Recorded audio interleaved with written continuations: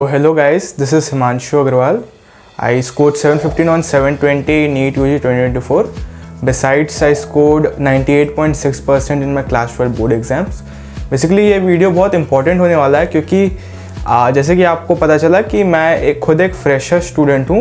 मैंने बोर्ड्स के साथ साथ ही NEET UG के लिए तैयारी की थी और सो आई फील कि I am a great one to guide you, to bring you a road map on how to handle your NEET UG 2025 as a fresher.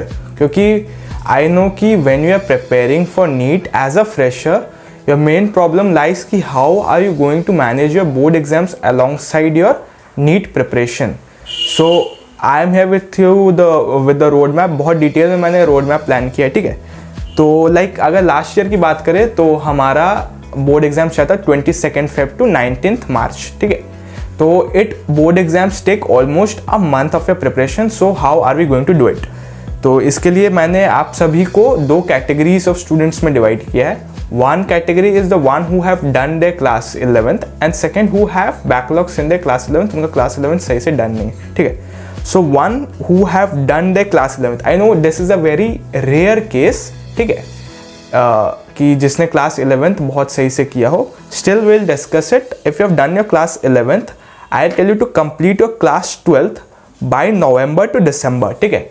नवंबर से दिसंबर तक अपना क्लास 12 कंप्लीट कर लो. Your board exams are going to start by the end of Feb. If you have done your class 11th class 12th properly by November to December, I tell you to give your 1 month for 1 to 1.5 months for your class 11th revision जो आपने पहले से कर रखा है. मैं हमेशा ये रिकमेंड करता हूँ कि प्री बोर्ड्स के लिए उतना सीरियस नहीं होना है क्योंकि आपने ऑलरेडी 12th पढ़ चुका है. तो pre boards I tell you revise class 11th while your pre boards are going on. I think it is a great decision. ज़्यादातर लोग ये नहीं करते हैं. तो क्या होता है ना, प्री बोर्ड्स में हमारे अगर प्री बोर्ड्स और बोर्ड्स दोनों के लिए हम क्लास 12 पढ़ते हैं तो 3 months एग्जैक्टली चले जाते हैं क्योंकि प्री बोर्ड जनरली 2 months में होते हैं. दिसंबर में प्री बोर्ड्स होते हैं, जैन में भी प्री बोर्ड्स होते हैं. अगर आप एक्सक्लूसिवली उसके लिए पढ़ोगे तो आपके नीट के नीट वाले ईयर के 3 months आपके चले जाएंगे and we can not afford to lose it, ठीक है. तो इसलिए I tell you complete your class 12 by November to December, 1 to 1.5 months, then 11th को रिवाइज करो. उसके बाद बोर्ड्स दो. देखो बोर्ड्स देने से फ़ायदा क्या होगा, while preparing for board exams you are going to do your class 12 properly. आपका क्लास 12 बहुत प्रॉपर रिविजन हो जाता है बोर्ड्स के टाइम पे क्योंकि आपने NCERT ही पढ़ना होता है क्लास 12 के बोर्ड्स के लिए और सिलेबस एग्जैक्टली सेम है. थोड़े बहुत ओल्ड NCERT से टॉपिक्स हैं नीट में लेकिन मेजरली सिलेबस एग्जैक्टली सेम है. सो उस बोर्ड्स के टाइम पे आप एक्सक्लूसिवली अपना क्लास 12 ही प्रिपेयर करो चाहे कितना भी टाइम हो. बायोलॉजी में मुझे याद है हमें 7-8 डेज दिए गए थे, उसमें मैंने बहुत अच्छे से बायोलॉजी NCERT 12th का कर दिया था. And after your board exams, you'll be left with 2 months for your NEET. उन 2 months में फिर से अपना 11th पहले रिवाइज करो और फिर डेली मॉक टेस्ट तो देने ही है ना. तो डेली मॉक टेस्ट देते हुए अपने 11th को पहले रिवाइज करो and then continue forward. You will be ready for your NEET exams in this way. Now coming to those who have class 11th has backlog. Now I'll advise you to focus mainly on your class 12th. अच्छा, problem ये है ना कि अगर आपको class 12th के topics करने में प्रॉब्लम आ रही है क्योंकि आपका 11th बैकलॉग में है, आई विल सजेस्ट यू कि पहले वो जो चैप्टर के प्री रिक्विजिट्स हैं ना जो क्लास 11th के, मान लो आपने वेक्टर्स नहीं किए हैं तो वेक्टर्स कर लो. डिफरेंशिएशन इंटीग्रेशन नहीं किया, बेसिक मैथ्स में प्रॉब्लम है, वो टॉपिक कर लो. NLM कर लो. तो वो बेसिक प्री रिक्विजिट्स वाले चैप्टर करो और फोकस मेनली ऑन 12th. लेकिन अगर केवल ही 12th करेंगे ना तो क्या होगा, बोर्ड्स भी आ जाएंगे तो यू विल फेस ट्रबल. तो मैं बोलूँगा प्री रिक्विजिट्स पहले कवर करो, 12th पर मेनली फोकस करो और try to give at least 1 day per week exclusively for a class 11th. Be it भी संडे, बीट भी सैटरडे, जब भी आपको एक लीव मिलता हो try to give at least a day. अगर आप 2 दिन दे पाओ तो बहुत है, मतलब मिनिमम 1 दिन तो देना ही आपको अपने क्लास 11th के लिए पर वीक. 2 दिन दे पाओ इट्स वेल एंड गुड, ठीक है. इसी वजह से आपको कंटिन्यू करना है अपना क्लास 11 भी.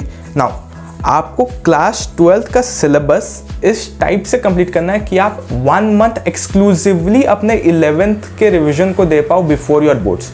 सो what I will suggest you is complete your class 12th by December, ठीक है.